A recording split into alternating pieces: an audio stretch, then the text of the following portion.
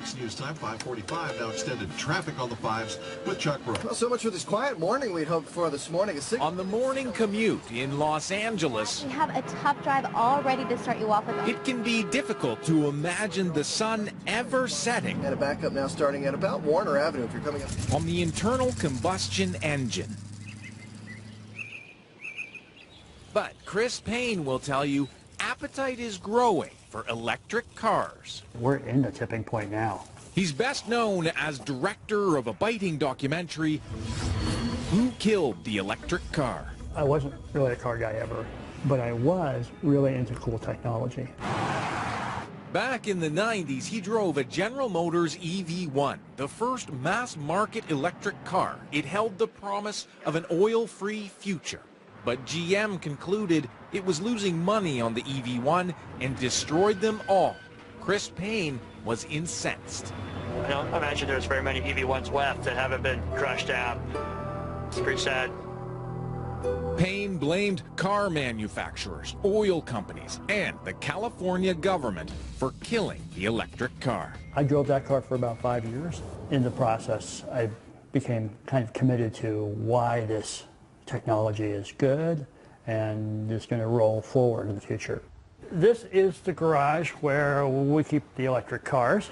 The roof here is full of solar panels. A decade later, he's clearly a convert. The energy comes into this circuit board, and then we send it to the different chargers. So you're powering off the sun? Yeah, everything is powered right off the sun here. He now owns 3 types of electric cars, All 3 of these cars don't require a charger. You can just do it off the wall. all subject of his sequel, Revenge of the Electric Car. That film chronicled GM back in the game with its gas-electric Volt, Nissan with its all-electric Leaf, and Silicon Valley billionaire Elon Musk unveiling the luxurious electric Tesla. Really what matters is, are we making a difference in the world? Until we see every car on the road being electric, we will not stop. This is really just the beginning of the beginning. Jump forward 7 or 8 years, the cars are coming back. People are like, whoa, the Model S won the car of the year. Wealthy people are saying, I'm going to choose that car instead of this car. You're in the middle of a big change, fundamental change that's happening. In Canada, on the BC coast, some say change is coming fast. 0 to 100 kilometers in just a smidge over 4 seconds. Vincent Argiro, who made his fortune designing health software, owned the first Tesla in British Columbia. Charging port is here. He traded in his Ferrari to buy it with his wife Maggie's blessing. The idea of having a guilt-free sports car that was high performance but had 0 emissions, that was very exciting to us. The car has about as much storage space in the front of the car as most cars have in the back. Wow.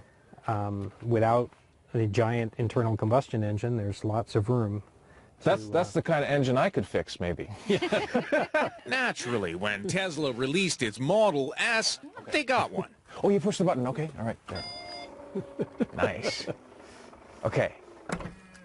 How much did it cost? This car, as it's configured, is about $100,000. Begging the question. Is this just a rich person's plaything? What would you say to that? We felt like because we have been blessed with wealth, that we were in a position to buy this car, that it was our social responsibility to do so, to move the technology forward, to put our faith and our trust and our money where our mouth is. If you really want to get rid of petroleum products, then find a way to buy one of these cars and stop talking about it. In fact, Tesla owners can't stop talking about them. The thing took off like a rocket. It was so awesome. You can go as fast as you want. You can go as far as you want. Buying into a dream. Turning Tesla into stock market darling with lofty promises to put gas stations out of business. Even car reviewers are raving. This car performs better than anything we've ever tested before. Let me repeat that. Not just the best electric car, but the best car. I'm really surprised to be hearing myself say this because I'm a gasoline engine guy, but you spend a little time with a powerful electric motor car and it's pretty convincing. Impressive, yet Not enough to convince this car reviewer. You can take a gas car anywhere and find fuel. If it breaks, you can find somebody who can fix it. Having an electric car is sort of like being the first gasoline car driver back in 1907. You know, it's an adventure plan, and you call ahead and make sure that thing's still there and carry some extra, you know, sleeping bag and some food because you may be on the roadside overnight if you're not watching. It pains John Odell to say that. He reviews green cars for a living, like this one, an electric Fiat sold only in California. He himself owns 2 electric cars, but they've got to break through, in marketing terms, it's called the valley of death. You have a new technology that you're marketing. It's always gobbled up enthusiastically by the early adapters who, you know, have an eye on that. And then you have this great valley of death that you have to get through to go from the early adapter to the early majority, where sort of mom and pop starts buying. And moms and pops who only own 1 car still have range anxiety. Tesla may offer an impressive 370 kilometers on 1 charge, but the more affordable Nissan Leaf, only 120 kilometers. The fear of running out of juice is real, because charge stations are still few and far between. Plus, at a park and plug like this, it takes 4 hours to fully charge. So you don't buy the claim that gas stations are going to be a thing of the past and we're going to see plug-ins on every corner? No, I don't. I think the gasoline engine is going to be here in large numbers 25, 30, 40 years from now, unless, you know, we simply run out of gas for either geopolitical or economic reasons. Chris Payne likes to say fear of change disappears once someone test drives an electric car. Once people do it, they become like holy warriors. But he knows North American buyers aren't stampeding to electric car showrooms. Fewer than 3,000 EVs and plug-ins were sold in Canada last year, less than 0.2% of auto sales. In the U.S., about 50,000 electric and plug-in hybrids were sold last year, a mere 0.6% of auto sales. Why? Oil still rules. Just 5 minutes from Payne's home, the largest urban oil field in the U.S., newly invigorated thanks to fracking. I wanted to bring you up here because it really does suck. They're sucking up fossil fuels from the center of Los Angeles when we have all the power we need coming down from the sun on millions of roofs that could be powering all the electric cars here. Whether it's tar sands or going back to these old oil fields and fracking from them in the middle of a very populated area, it's old-time thinking, and it's not thinking what we can be doing. What were you driving before? I was driving Prius. A Prius? Yes. And you like this one better? It's for green. It's good for the earth, right? And you don't smell gas. Enter Paul Scott, the top salesman of Nissan Leafs in California. I love talking to my customers and Leaf drivers in general because they all understand it the way I understand it. He's a lifelong environmental activist who fought long for electric cars, then signed up to sell Leafs for Nissan. You could be retired right now. Why the heck are you selling cars? You know, it's important because transitioning from internal combustion to electric solves a lot of the world's worst problems. We fight wars over oil. We've never fought war over electricity, and we never will. You can make electricity from the sunlight falling on your house, from the wind blowing through the mountain passes, and you can run your home and your car on that renewable energy. That eliminates all the pollution from extracting, shipping, refining, distributing, and burning of oil. Going back and forth, no problem. I don't even have a quick charge at home. Yeah. I just plug it into the wall, and it works. My dad's in the hospital. I need to make a detour. Now I'm in trouble. Well, that's why we have the fast chargers. Yeah, no, this is great. For every consumer concern, Scott has an answer. What am I going to have to do when I have to replace the battery? 8 or 10 years from now, I'm going to have to put $12,000, $8,000 into a new it's battery. probably more like $5,000 or $6,000. And you've just driven the car for 8 or 10 years and haven't spent a dime for gas.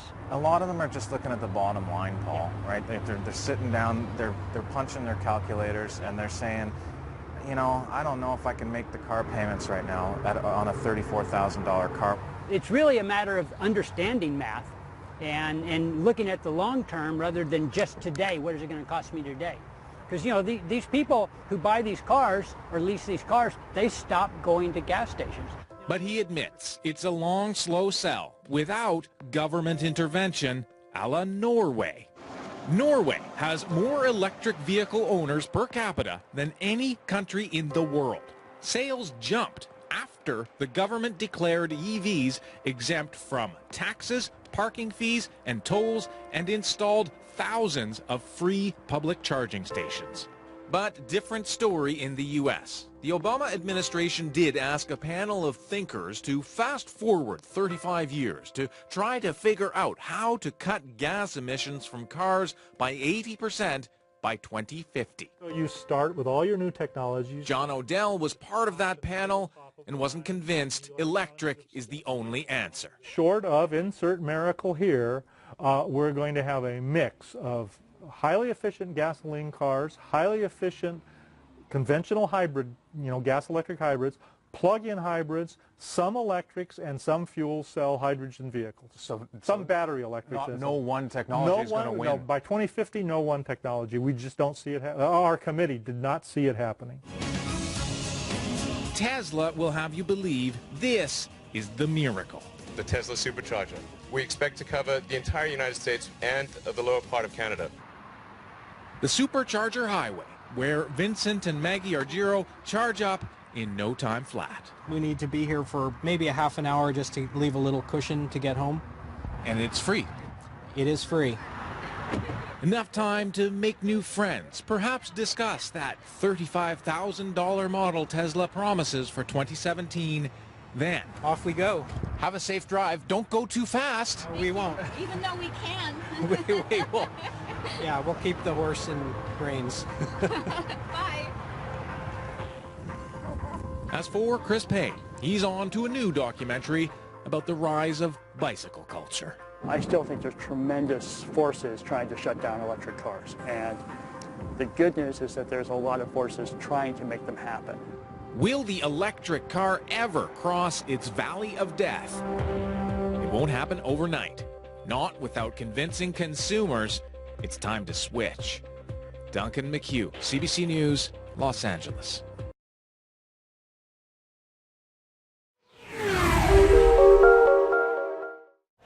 Hi, I'm Michael Breen with EV West. And I'm Matt Hauber. Today we're going to talk a little bit about the drivetrain in our BMW M3. We get a lot of inquiries about this car ever since we set a record last year for the street legal electric class at Pikes Peak. And it's the same car that's in the famous video with Bill Caswell, and the big old EV grin. So a lot of people wonder, what's involved in making a system like this. It's pretty simple. It's two net gain 11-inch motors hooked up to a Power Glide 2-speed transmission without a torque converter. So it's a direct drive system. It's pretty unique. We're going to go through step by step. Matt's going to show you how to put the motors together and couple them and then hook them up to the Power Glide transmission. So we're just going to show you how to do this, and hopefully you can put one of these in your own project. Yep. All right, let's get started. All right. So one of the first things that we need to do here is we need to cut these shafts down. They come pretty standard universal. They're about 3-4 inches long. Here at EV West, we really like to make everything as compact as possible. So we actually have our inner motor flanges down to 3 inches. So what that's going to mean is we need to cut these motor shafts down to just a little less than 1.5 inches each. And then we can couple these together. All right, so I have my calipers set at 1.5 inches, and what I'm going to use is a 12-volt battery to spin the motor shaft as I mark it with my permanent marker.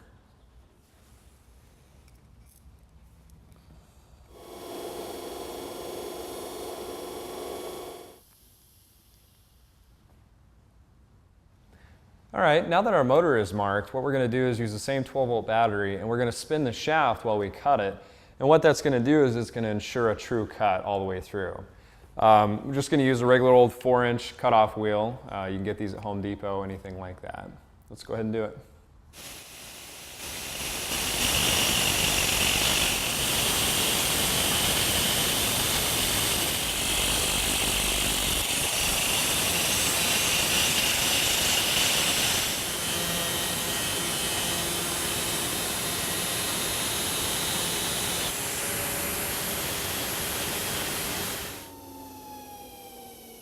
Okay.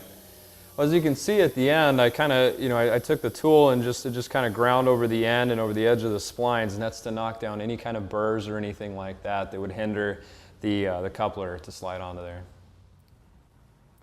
All right, so we're finished with the first motor. Let's go ahead and do the same thing with the second one. What you're going to want to do is it is 1.5 inches from this face here out, or you can do 1 inch from this step here, which is already a 1/2 inch out. Let's go ahead and set this up here. Okay, now our mark is set. Let's go ahead and cut it off.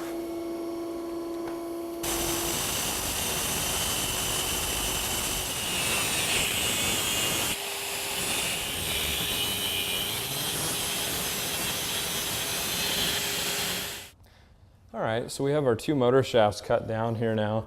Let's go ahead and put the coupler in between the 2 and push them together and make sure that our distance between here is a little less than 3 inches, maybe 20 thousandths under.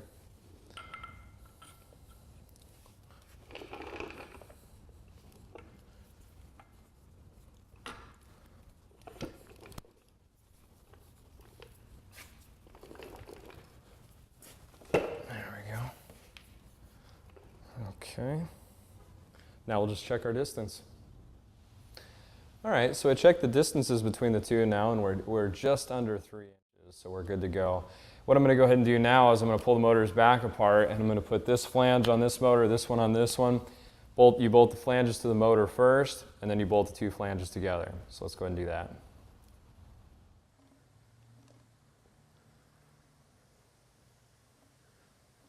A little bit of a bear sometimes lining these splines up. There it goes. Then you just match these holes up here with the studs through the flange, and it literally bolts together just like that. So now that we have our 2 motors coupled together, let's spend some time talking about our Power Glide here. Original Power Glide will come with an input shaft similar to this. This is how much sticks out of the front pump housing. So there are options out there that you can buy right off the shelf similar to this that basically allow you to eliminate the torque converter. But as you can tell, that much hanging out of the pump, we're looking at about an 8-inch adapter, and that just doesn't work for most projects. We've already got a pretty long motor here. We've got to find a way to get these things tightened up. So that's when we came up with this. This is our custom input shaft here, and this is a female Turbo 400 spline that literally will bolt right on the back of a Warp 11, Warp 9, anything with the Turbo 400 output shaft. Now, because of the fact that we're not running a torque converter, we actually have to supply oil when these motors aren't spinning. We actually have to supply oil pressure to keep the clutches engaged. And that's where this comes in. This fitting right here on the outside is where our electric pump gets, where the pressure gets put in. Goes in through here, there's a one-way check valve, goes through this line, and it goes right into the front pump. Feeds pressure just like the transmission is used to seeing. All right, well, before we get this thing mounted up, I just kind of want to talk about the splines, the reason why we did a splined coupler instead of a keyed shaft. One of the reasons is not having a set screw pushing down on a keyway and being able to get to that. None of that seems to really work out well. This transmission, I can literally grab a hold of it and I'll just slide it right on the splines, I'll bolt it in, and the thing is completely done. So let's go ahead and do that.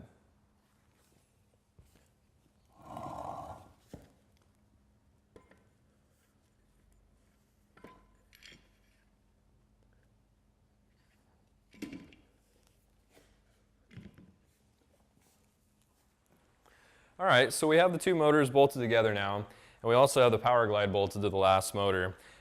We should probably talk a little bit about the hydraulic system in this. Now, we don't run a torque converter with this Power Glide, so basically what we have to do is when the motors are not turning, we actually have to supply hydraulic pressure with this pump to keep the clutches engaged.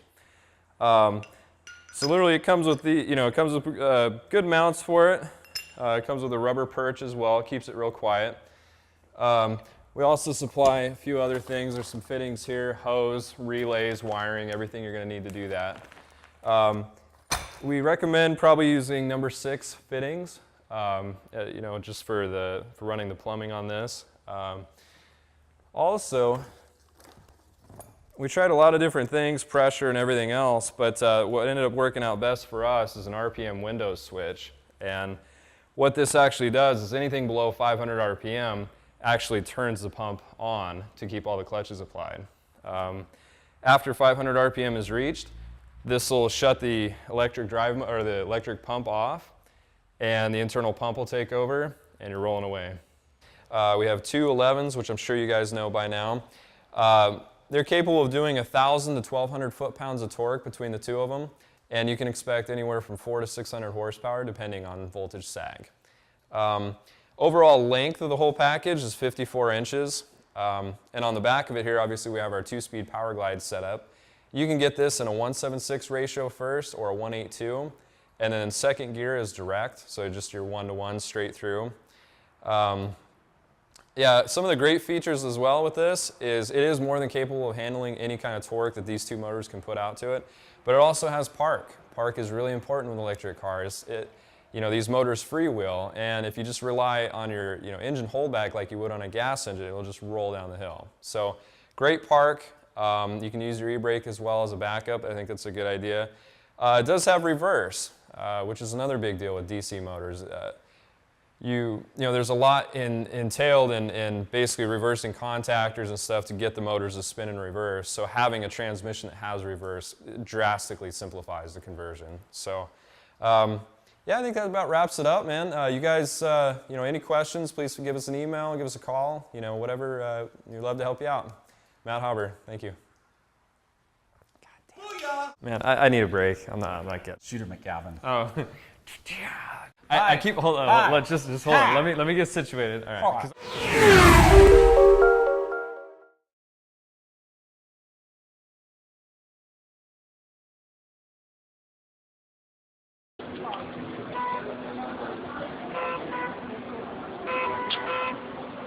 Here we go.